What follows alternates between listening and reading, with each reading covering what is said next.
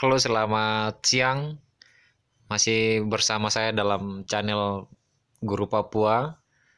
Hari ini saya akan mencoba memaparkan bagaimana strategi pendidikan yang harus dilakukan di Papua, baik sebelum dan sesudah COVID.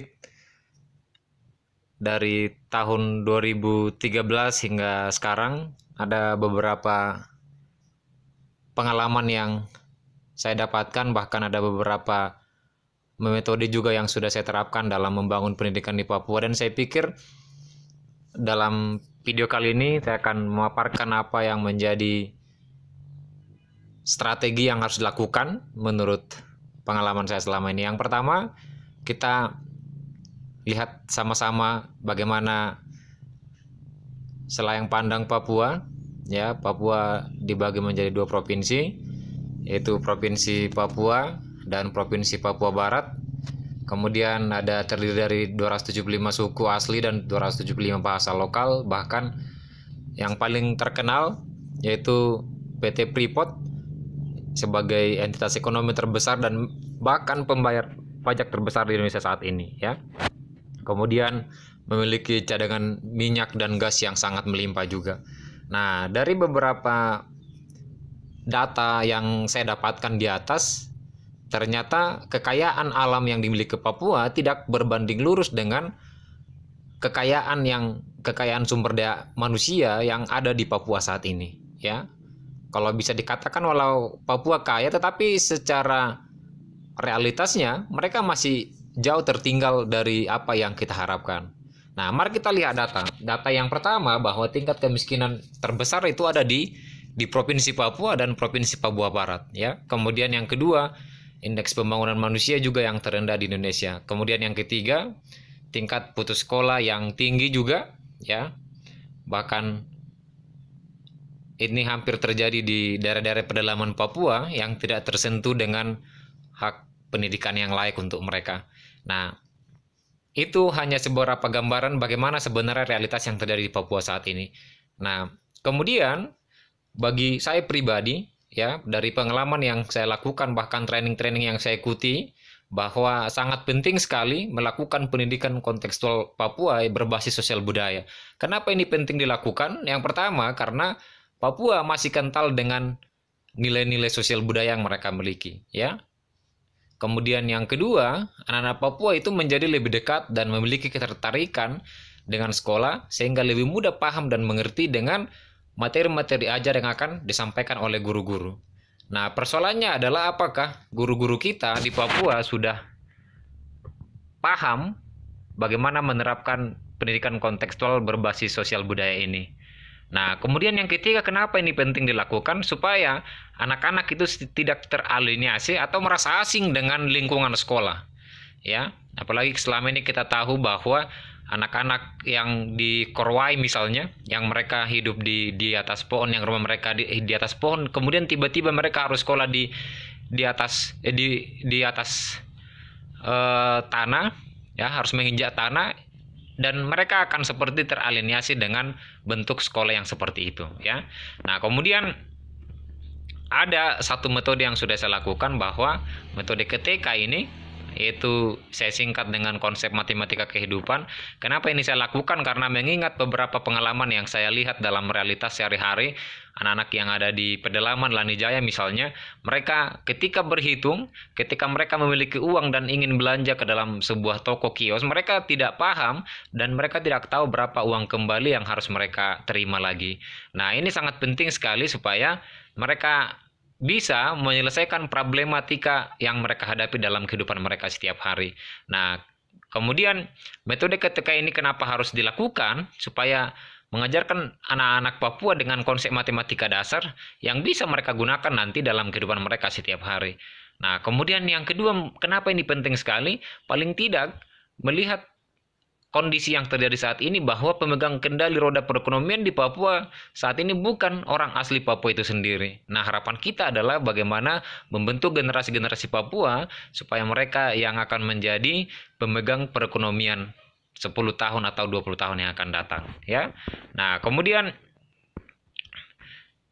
pentingnya pendidikan kontekstual bermakna Papua. Kalau tadi di atas kita bicara tentang pendidikan kontekstual berbasis budaya, sekarang bagaimana pendidikan kontekstual yang bermakna itu, ya. Jadi kalau kita mengacu dari pendapatnya Butet Manurung, pendiri Sekolah Rimba, dia bilang untuk daerah-daerah yang memang masih kental dengan kearifan lokal kemudian budaya, maka tidak cukup lagi hanya pendidikan berbasis kontekstual, tapi harus juga berbasis kontekstual yang bermakna, ya. Nah, apa itu artinya? Bahwa pendidikan kontekstual bermakna di Papua itu, pendidikan di Papua itu harus dirancang supaya dapat berkontribusi dalam menyelesaikan persoalan kehidupan yang terjadi di Papua saat ini, baik saat ini maupun yang akan datang, ya.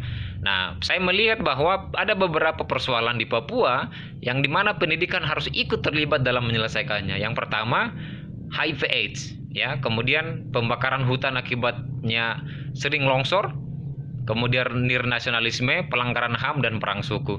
Nah, yang kelima ini saya lihat persoalan yang paling akut yang terjadi saat ini di tanah Papua.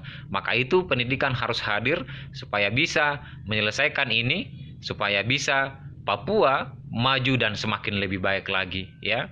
Nah, HIV/AIDS, kalau teman-teman kita lihat data-data yang ada, yang tersaji saat ini, bahwa Papua juga memiliki tingkat HIV/AIDS yang tertinggi, ya. Ada beberapa alasan yang mungkin barangkali kita bisa terima, ya. Dari beberapa pengalaman saya, ternyata ada beberapa budaya ada yang dalam tanda kutip melenceng, ya, yang bahkan mengakibatkan tingginya peningkatan HIV/AIDS ini.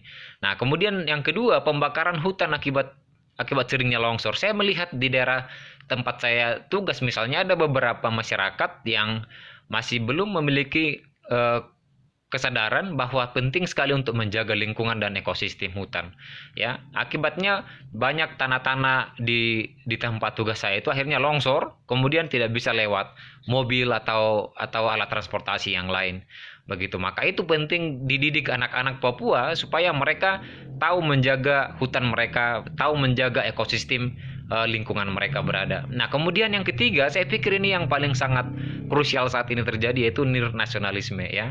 Nah, bagaimana misalnya menanamkan cinta tanah air kepada generasi di Papua? Misalnya ketika saya tanya, kau pun negara apa? Mereka akan bilang saya pun negara Papua, begitu. Kemudian kita tanya bendera apa? Mereka bukan bilang bendera merah putih, bahkan yang lain. Nah, ini salah satu doktrin yang harus kita perbaharui supaya Papua itu tetap bagian dari NKRI. Saya pikir ini yang paling penting saat ini harus kita lakukan. Kemudian yang keempat itu pelanggaran HAM, ya. Nah, pelanggaran HAM anak-anak juga harus kita didik mulai dari dini supaya mereka paham dan tahu bagaimana menjadi agen-agen perubahan yang mereka nantinya boleh menjadi menjadi penjaga perdamaian di tanah Papua. Kemudian perang suku. Nah, pendidikan juga harus hadir bagaimana supaya perang suku tidak lagi menimbulkan banyak korban, tidak menimbulkan ada kematian, ya. Nah, anak-anak mulai dari hari sekarang, bahkan untuk generasi yang akan datang, supaya kita bisa meminimalisir yang hal-hal seperti ini. Nah, kemudian pendidikan setelah COVID-19. Nah, teman-teman kita di daerah Papua yang memang notabene banyak daerah 3T, setelah adanya COVID ini maka kita semakin tertinggal, ya.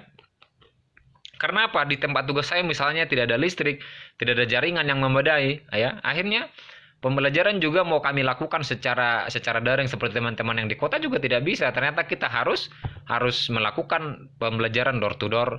Kita jemput bola, ya. Kita bagikan buku-buku kepada anak-anak, begitu. Bahkan kita harus jalan kaki 1 km, 2 km, begitu, ya. Nah, ini adalah tugas kita. Ini adalah salah satu strategi yang harus kita lakukan bagaimana supaya pendidikan di Papua tetap maju dan bisa tetap hidup. Nah, yang terakhir ini saya pikir yang paling penting adalah bagaimana menjadi guru di pedalaman Papua. Teman-teman, dari beberapa pengalaman yang saya rasakan mulai tahun 2013 hingga saat ini, bahwa perangkat pembelajaran itu bukan salah satu indikator bagaimana supaya kita menjadi guru yang yang profesional, guru yang paling bagus di pedalaman Papua. Tapi jauh sebelum itu adalah yang pertama saya pikir adalah kita harus memiliki dulu pola pikir bahwa semua anak-anak yang di pedalaman yang ada di Papua itu mereka tidak bodoh sebenarnya. Yang ada adalah mereka anak-anak yang kurang beruntung dan kurang termotivasi saja. Begitu ya. Kemudian yang kedua, kita harus memiliki namanya jiwa survive, bertahan teman-teman. Bayangkan misalnya dengan daerah 3T yang tidak ada listrik, tidak ada jaringan, kita harus hidup ya. Kita harus hidup dengan kehidupan yang seperti itu. Apakah teman-teman bisa bayangkan dengan bertahun-tahun bahkan puluhan tahun kita harus hidup dengan seperti itu? Begitu. Apalagi kita yang tidak terbiasa dengan hidup seperti itu, saya pikir akan bosan, akan cepat datang ya, bahkan akhirnya banyak yang meninggalkan tugas karena memang tidak ditempa dengan jiwa-jiwa survivor.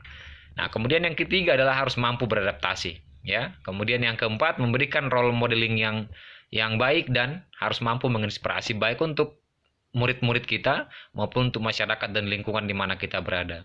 Yang kelima, melibatkan semua pihak dalam melakukan dan mensukseskan pembelajaran di sekolah, mulai dari orang tua, masyarakat, tokoh agama, kepala suku, dan tokoh pemuda. Ya, karena mau sebaik apapun program yang mau kita usung, tapi kalau tidak melibatkan ke beberapa tricenter pendidikan ini, maka pendidikan bahkan program yang mau kita jalankan tidak akan berjalan secara maksimal. Yang keenam adalah kita harus melakukan pembelajaran dengan melakukan pendekatan berbasis budaya. Saya pikir ini beberapa strategi yang sudah saya lakukan dan beberapa pengalaman yang saya baca dalam literatur maupun dalam training-training yang saya ikuti. Mudah-mudahan dari pemaparan saya ini bisa bermanfaat supaya pendidikan di Papua bisa lebih baik dan semakin maju lagi. Sekian dan terima kasih. Wah, wah, wah.